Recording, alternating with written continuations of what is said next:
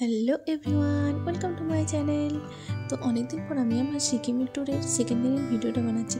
তো আজকে যে সকাল সকাল উঠে এই শীতের মধ্যে আমাদের দিনটা শুরু হলো একটু লুচি খেয়ে। তো চলো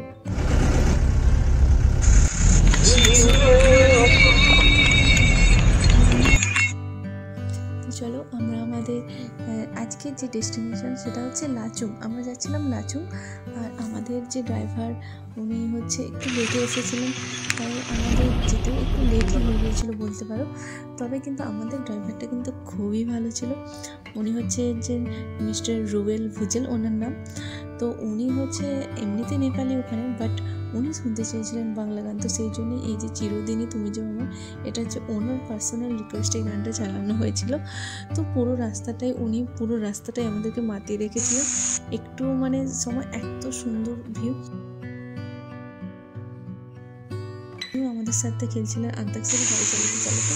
তো চলো দেখো, আমরা কিন্তু এই লাচুং যাওয়ার পথটা পুরোটাই পাহাড় পেরিয়ে তো একটার পর একটা পাহাড় যখন বেরোবে সেটার মজাটাই আলাদা। হ্যাঁ, জার্নিটা অনেকটাই হয়। নর্থ সিকিম ঘুরতে গেলে কিন্তু মানে পুরো দিনটাই বলতে গেলে তোমার গাড়িতেই কেটে যাবে, কিন্তু আমার কিন্তু একটু জার্নি ফিল হয়নি।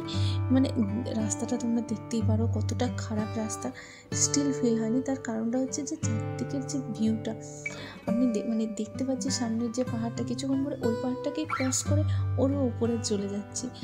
এই যে ফিলিংসটা, এটা ছিল সব থেকে মজাদার। আর এখানে কিন্তু যেখানেই যাচ্ছি সেখানেই কিন্তু আমরা তিস্তাকে দেখতে পাচ্ছিলাম।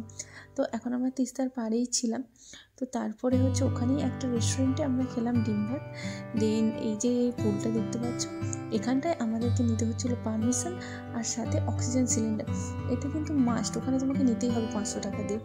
মানে ওখানে যেহেতু উপরের দিকে গিয়ে অক্সিজেনের সমস্যাটা হয়, তো সেই জন্য। আর এই যে রাস্তাটা যেতে একটু আগেই যে দেখলে ব্রো লেখা, এই ব্রোটার মানে হচ্ছে বর্ডার রোড অর্গানাইজেশন। এই রাস্তাগুলো কিন্তু সবগুলোই আছে বর্ডার রোড অর্গানাইজেশনের আন্ডারে।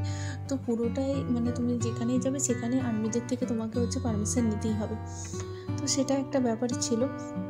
তো চলো এবার আমরা কিন্তু হচ্ছে ওই নিচু যে নদীর কাছ বরাবর থেকে আমরা এবার অনেকটা উপরে উঠে যাব। তো ঠিক উপরের ভ্যালি থেকে নদীটাকে কেমন দেখায় তোমরা দেখবে, পুরো মানে বুঝে যাবে যে জাস্ট ভ্যালির মধ্য দিয়ে নদীটা বইছে। Just wait and watch. দেখো আমরা কিন্তু রাস্তাটার যে টার্নগুলো দেখো, এগুলো কিন্তু কোনো যে প্রপার ড্রাইভার ছাড়া চালাতে পারে না, সেই জন্যই বাইরের ড্রাইভারকে ওরা পারমিশন দেয় না। ওখানে কিন্তু অনলি যারা ওখানে লোকাল ড্রাইভার তারাই চালায়। এই দেখো, বলতে বলতে আমরা এসে গেলাম উপরে। ওই যে সরু নদীটা, ওটা কিন্তু তিস্তা। আর তারপরেই আমরা হচ্ছে চলে গেছিলাম একটা মনেস্ট্রিতে। আর সেখান থেকে আমরা জাস্ট এটা দেখতে পেলাম, যেন মনে হচ্ছে মানে ভগবানের দিব্য দৃষ্টি টাইপের ফিলটা হচ্ছিল। তো যাই হোক, ওই মনেস্ট্রির পরেই আমরা হচ্ছে তারপরে আর কোথাও কোনো ভিউ ছিল না। তো আমরা সোজা চলে এসেছিলাম আমাদের হোটেলে। তো এটা ছিল আমাদের হোটেলের রুম, এসেই যেটা আমরা নোংরা করে ফেলেছি।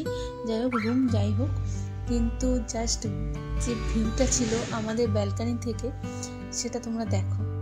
মানে এটা দেখার পর আর কিছু চাই না, সারাদিন এখানেই বসে থাকতে ইচ্ছে হবে। যদি আমরা খুব একটা বেশি সময় হোটেলে থাকার জন্য পাইনি, কারণ আমাদেরকে আবার পরের দিন ভোরই বেরিয়ে যেতে হয়েছিল। আমরা গিয়েছিলাম মাউন্ট কাটাও আর 0 পয়েন্ট দুটোই, তাই। তো চলো দেখা হচ্ছে নেক্সট ভিডিওতে। Thank you.